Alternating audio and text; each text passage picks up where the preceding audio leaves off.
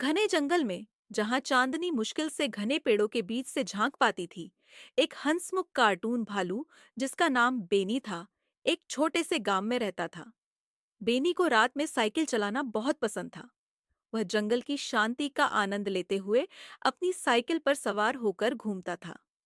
एक रात उसने अपनी पसंदीदा लाल टी शर्ट और नीले डेनिम शॉर्ट्स पहने अपनी पीली साइकिल निकाली और जंगल के बीचों बीच जाने के लिए निकल पड़ा। जंगल चारों तरफ से जीवंत लगता था। झींगुरों की चहचहाहट, पत्तों की सरसराहट और कभी कभार उल्लू की हूटिंग सुनाई देती थी। बेनी खुश होकर गुनगुना रहा था और उसकी टोकरी में ताजे फल भरे थे, जिन्हें वह अपने पड़ोसियों के साथ बांटना चाहता था। लेकिन जैसे ही वह एक मोड़ पर पहुंचा, जो एक पुराने खंडहर अस्पताल के पास था, हवा अचानक ठंडी हो गई और एक भयानक बदबू उसकी नाक में भर गई। बेनी रुक गया। उसके सामने कुछ भूतिया आकृतियां खड़ी थीं। उनकी आंखें धंसी हुई थीं और उनकी त्वचा सड़ी गली थी। वे झुंबीज थे।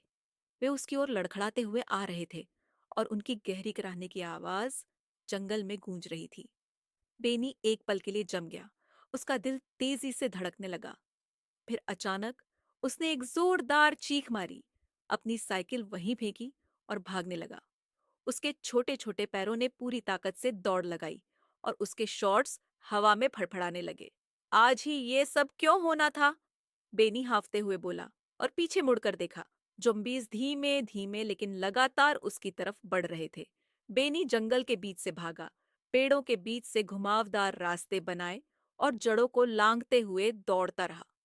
ज़ॉम्बीज़ धीरे धीरे पीछे छूट गए, लेकिन डर ने उसे दौड़ने पर मजबूर कर दिया। आखिरकार वह अपने गांव के सुरक्षित दरवाजे पर पहुंचा और वहीं गिर पड़ा। गांव वाले उसके चारों तरफ इकट्ठा हो गए, चिंतित होकर पूछने लगे। बेनी ने हाँफते हुए अपनी पूरी कहानी सुनाई। उसकी फर पसीने से भीगी हुई थी। हालांकि वह डर गया था, फिर भी उसने अपनी कहानी में थोड़ा मजाक जोड़ दिया। लगता है अब मुझे नई साइकिल और शायद